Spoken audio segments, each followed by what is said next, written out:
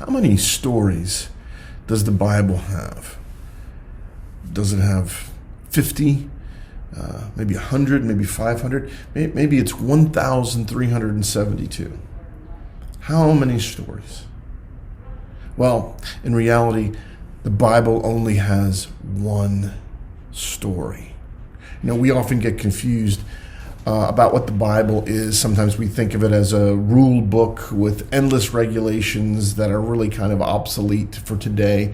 Or maybe they're a collection of mythical tales like Aesop's fables, trying to tell us some moral about life or some quaint story about the origin of the world.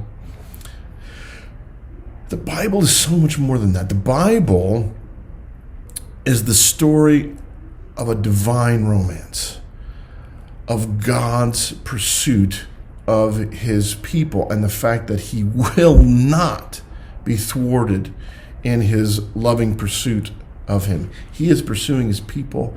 He is pursuing you.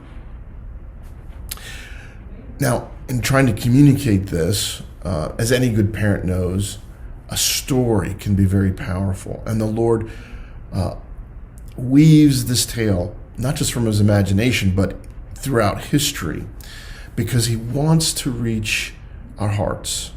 And that's what stories do. And they teach us things. Maybe even more, they shape who we are. They grab a hold of us. So briefly, what is the story of this divine romance? Well, it begins with God creating all thing good, the vastness of the universe, the majesty of the stars, the life-giving oceans of the earth, the fragile beauty of the monarch butterfly. God made all things good. And the crowning glory of creation was humanity, the beauty, the creativity, the intelligence, the nobility. There is eternity set in the hearts of all people. And I can tell you, and I mean this honestly, as I have interacted with people in ministry over 30 years, I have never met an uninteresting person, because God sets his glory in us. And then we threw it all away. We threw it all away because we weren't satisfied to simply reflect back to God his glory. We wanted to have a glory all our own. We didn't want to be like God. We wanted to be gods ourselves, determining right and wrong according to our own designs. But along with that is betrayal. And with that betrayal came alienation from God, the very source of our life. Came resentment, judgment, and misery, and death. But God was not satisfied to leave us to that fate. He wasn't content to have that happen. His love runs deeper than our betrayals. And he gives the promise of a redeemer right there in the beginning of the betrayal in Genesis. He promises to Adam that a redeemer would come. He restates his purposes and his hopes for humanity to develop the earth, not exploit it and ravage it, but to develop it. That gets restated to Noah in Genesis 9. He reveals the dynamics of our redemption, that we're saved by grace through faith, to Abraham in Genesis 15. And then he delivers his people from some of the physical consequences of sin, that they were taken into slavery. He delivers them in the Exodus through Moses, and then he promises even a greater redeemer, ultimately David's son, who will sit on the throne forever. We see these stages of the story with Adam, and then Noah, Abraham, Moses, and then being fulfilled in Jesus Christ. God will not be thwarted in his love for us. He will not be thwarted in his attempt to redeem us. And then he makes good on his promise in Genesis chapter 3 that a redeemer would come when Jesus comes.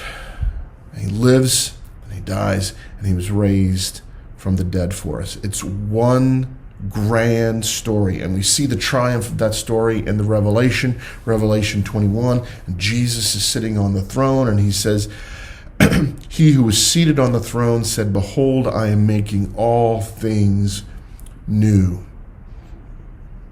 But here we are in the in-between time of his cross, but also his second coming, when the happy ending really takes hold.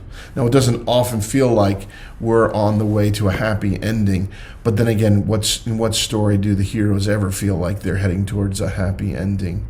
We're waiting for the fulfillment, the in-between time, and it feels hard and grinding. It's a lot like the 2011 season of the Cardinals, if you can remember back that far. Maybe some of you know that year and know where the story goes, but I'll tell you, at the beginning of the season, it was not pretty. It was mediocre baseball and disappointment and missed opportunities. Just, it would be better if they had just been bad, 100 losses. But instead, they were just disappointing. And then they squeaked into the playoffs. And then they faced, a great Goliath, the team with the best record in baseball, my own Philadelphia Phillies. And what a series it was of squeaking through and getting, clawing the victory. And, the great symbol of that series, the rally squirrel, a symbol of dominance, huh? But they won. They squeaked through. They got on to the championship, and they went on to the World Series. We don't really remember sort of the mediocrity and the near heartbreaks. What we remember is David Freese's home run in extra innings in Game 6. Man, it was glorious. What a story of hope. Keep persevering. And there's great victory in the end. Well, that's the Christian life. We battle, we struggle on in the midst of this story in hopes of the consummation of all things, when the uncultivated garden becomes the garden city, when the tree of life that we've been banned from in the Garden of Eden, that's restored, and it's at the very center of our community with God. And then there's celebration, there's worship as it should be. This one grand story is this: God wins, and he wins for us. The purpose from the beginning stands, and God uses the power of story to teach us about his love. He uses the power of story to reorder chaos. Maybe some of you have seen the movie Saving Mr. Banks.